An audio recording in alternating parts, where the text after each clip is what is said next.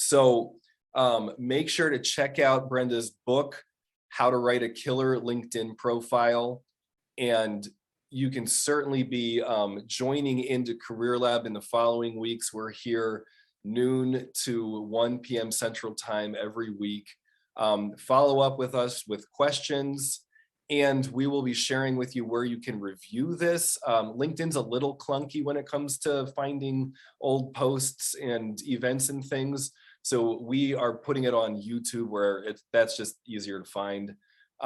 So know that as well. If you need to connect in any way, please reach out to us. But we have just a little bit more time, and I wanted to see if we could get in a look at Anna Baker's. Yeah, you know, there's one thing that I didn't check on Cesar, but if you look at the, oh no, go back to that.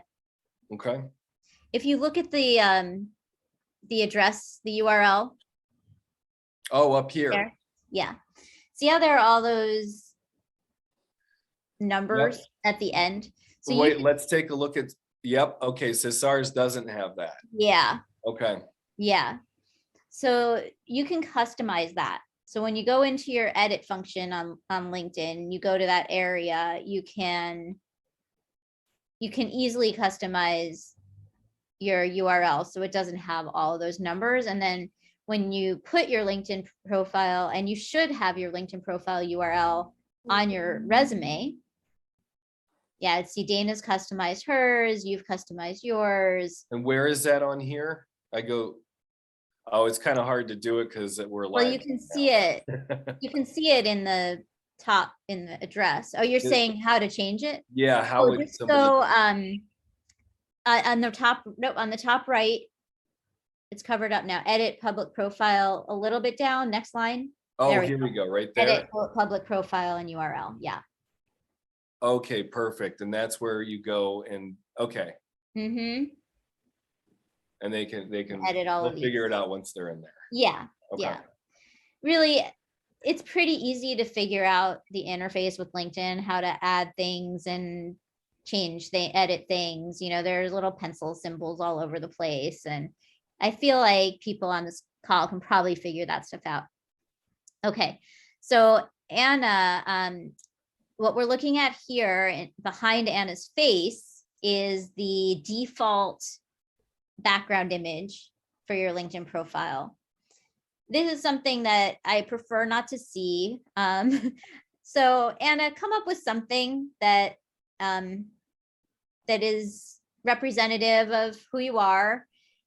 You know, some people just will put a skyline. I think Anthony had a skyline. Oh, you have a skyline, George. Yep. But it's a Write branded skyline. Mm-hmm.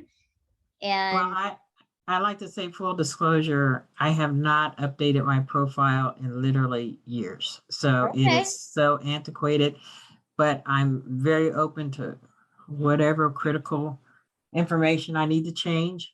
Yeah. I know I need to change and update it where it's current. So I appreciate any and all comments. Great. Fantastic, Anna. Thanks for sharing it with us. Yeah, thank you.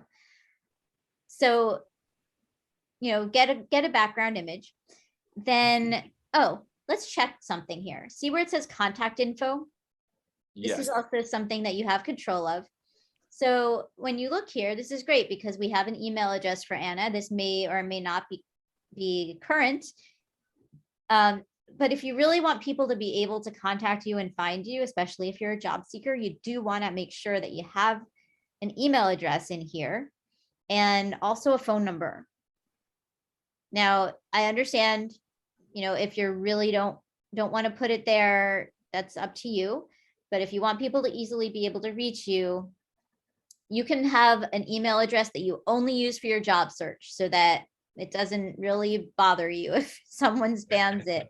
You can have a phone number that goes to, you know, a particular voicemail that's just for your job search. You know, I don't think that I've been spammed a whole lot from having my information on LinkedIn, but maybe I have.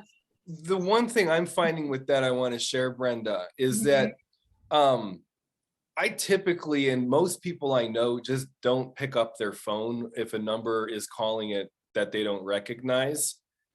And so I have I mean, anybody can find my phone number, but if you're really wanting to make contact with somebody, and let's say that you do get their number from LinkedIn, let's say that you found somebody is like, yeah, I'm fine just having my number out there.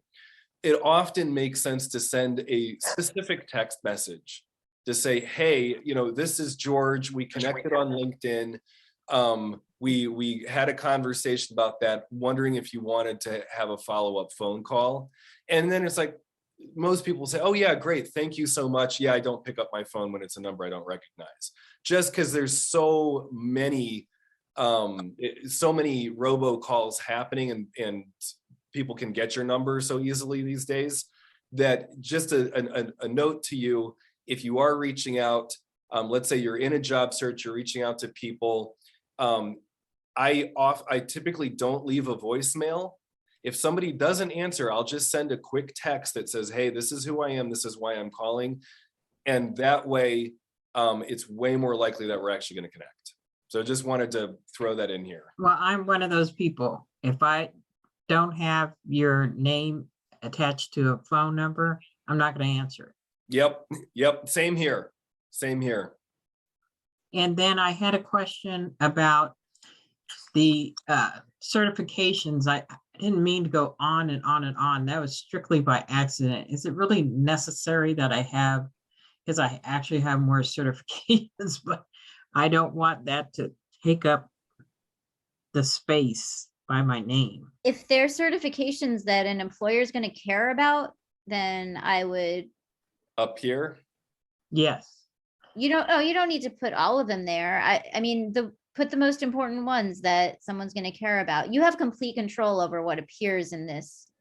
Okay. In this headline. So when you add a new role, if you add an experience section, LinkedIn's going to say, do you want this to be your title or something? And if you hit yes, then it's going to just put exactly what you have in your job title up in this headline, but you can override it. Okay. So I want to let you know, Anna, I searched for Anna Baker, and theoretically, you're a second degree connection of mine because you're probably, I imagine you're connected with George. I see your first degree connection with George. I did not find you in the search results, and that's because you don't have 500 connections. So, and I don't even know if you had 500, if that would do it. I mean, you really need like 1,000 probably at this point to really have that help with the searches. But just so you know, I looked for you and you did not come up in the first page of results when I'm looking for Anna Baker. There are a lot of Anna Bakers. You're not on the second page either. So I don't know when I would actually find you. I'm like scrolling through pages here and haven't found you yet. So that's what happens when you don't have enough connections. People can't find you. Okay.